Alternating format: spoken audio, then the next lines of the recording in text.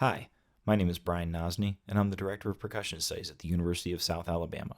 Here are just a few things to watch out for in this year's middle school Mallet Etude for Allstate. So on the music, very little is given in terms of shaping and phrasing and things of that. So it's up to you to make more music out of it than what's written on the page. A good example of where you could do this is measures 3 and 4. I would decrescendo beats 1 and 2 in measures 3, and then crescendo beats 1 and 2 in measures 4. This helps give the line shape and makes it much more interesting than just playing the whole thing at forte. Another great area to add shape is in measure 7, where you could decrescendo the entire measure down to piano. Then in measure 8, start at piano, and that's going to help to give us room to grow with the crescendo that is written there. The stickings that are written in this piece are optional. So if you have something that's a little more comfortable for you and the way that you play, that's okay. Go ahead and change it to what's better for you. For example, I don't do the double right at the beginning of measure 8 because I think it's more comfortable to wait until the last two notes in that measure, so the F sharp and the G. This gives my left hand more time to jump down to the low A at the beginning of measure 9.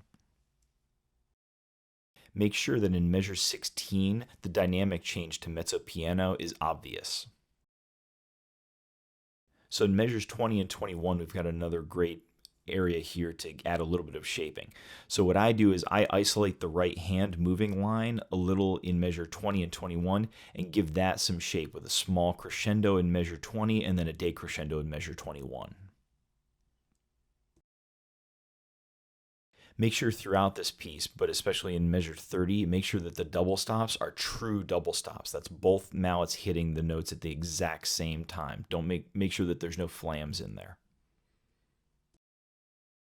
So throughout the piece, one of the things we always need to make sure about is that our tone is not affected by the sticking that we use.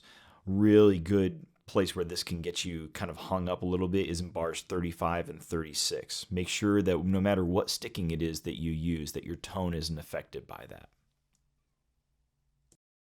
And then finally, in the last bar there, don't be afraid to put a slight retard a little bit, just to help make it truly feel like an ending. Just pulling back slightly on the tempo, nothing huge, but just a little bit does a lot. And that's it. So I hope that this video helps you in your preparations. If you have any questions at all, feel free to email me at bnosny@southalabama.edu. Thanks for watching, and best of luck.